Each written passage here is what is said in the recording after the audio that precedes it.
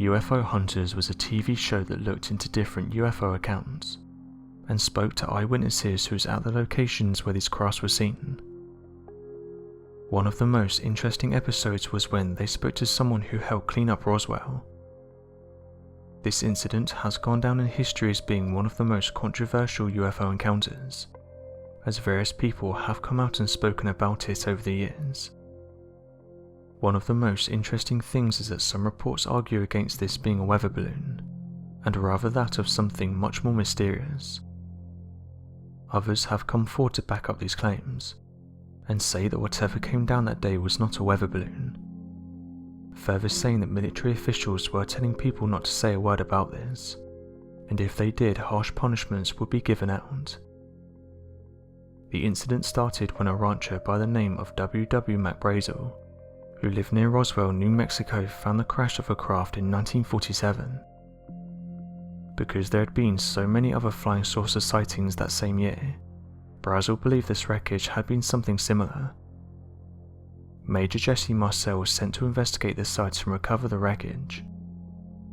He announced in a press release they had recovered a flying disc, but the next day they retracted this and said it was only a weather balloon. Later on, however, the Air Force claimed that neither stories were true, and that it was actually a device used to spy on the Soviet Union. The National Enquirer decided to report on the same story once again in 1978. Theories began circulating that the government had been covering up the truth all along, and that the wreckage truly was an alien spacecraft. One person claimed to have seen a blazing aircraft right before the crash, while others claimed they saw it break and scatter over a large area. There were also accounts of people witnessing alien bodies coming from the wreckage. One of the most famous accounts came from a mortician named Glenn Dennis. According to Dennis, a nurse at the Roswell Army Field Base witnessed doctors examining 3 creatures that resembled humans but had long thin arms and very large bald heads. Dennis reported that there were requests for child-sized caskets around the same time. Due to witness accounts like this and the fact that the government changed their story several times, the Roswell incident is still one of the most famous UFO incidents. As mentioned, one of the things that officials say is that the Roswell incident was not a UFO crash, but rather that of a weather balloon. However, understandably, people have spoken out about this, saying that top officials at the United States military would know the difference between a weather balloon and a UFO. Also, a type of mylar foil would have been used on this balloon, and those who were at the crash site reported that the material they were picking up was much different, not only in look but also in feel and how it reacted when they picked it up, with many of those who helped clean up the area saying that the material was a type of memory metal. The UFO Hunters team interviewed Elle Fulford, who was at the site and helped clean up the crash, and also at the time was one of the last surviving people who was actually at the crash site. Elle said the material they picked up was lightweight and was able to return to its original form. The UFO Hunters team laid out several materials, some of which included everyday foil and also mylar foil. However, when Elle picked this up, he said it didn't match what he found at the crash site, and went on to note that it was too heavy. He said that the material he picked up at the site was pretty much weightless, and that no matter how much you tried to tear it up or scrunch it up, it would always return to its original shape, saying that he'd never felt a material like it before. The team then, without Elle's knowledge, managed to recreate a material based on what he described, and when he picked it up he described it as being a close match.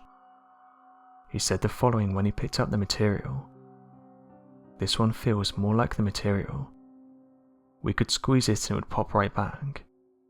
The thickness and weight is similar. It makes chills run down my back." The material they had created was from acetate, but as the team pointed out, this type of material was not used in Project Mogul balloons. Only acetate tape was used, which bears no resemblance to the type of material that was being picked up on that day. Elle only spoke about this at the end of his life, with his wife Mary Fulford saying the following: "Elle felt like he was out of prison. He felt like he'd been held for years in a vacuum and was finally released. It was great. The last 2 years of his life he was in his glory because he was able to speak up. It seems that the story of Roswell is one that's shrouded in mystery.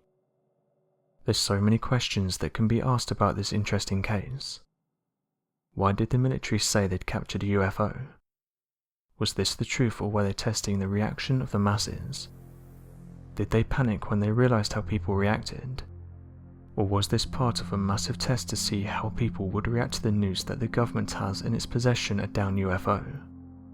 And what about those who were on the ground that day and say that what they were picking up was not part of any man-made objects they were aware of?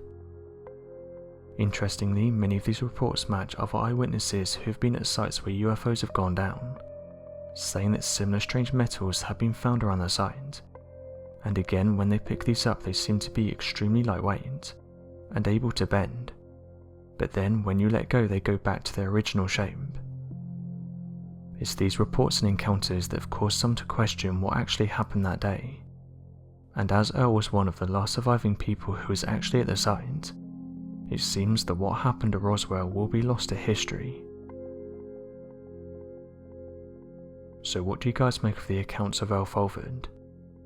Do you believe that a UFO did make contact with the ground that day? And also, what do you make of the materials he was describing, and how this doesn't match up with any other materials that was being used at the time? Be sure to let us know your thoughts in the comment section below, and help us by growing this community while working to solve these unexplained mysteries. Thank you for watching, and don't forget to subscribe for more videos.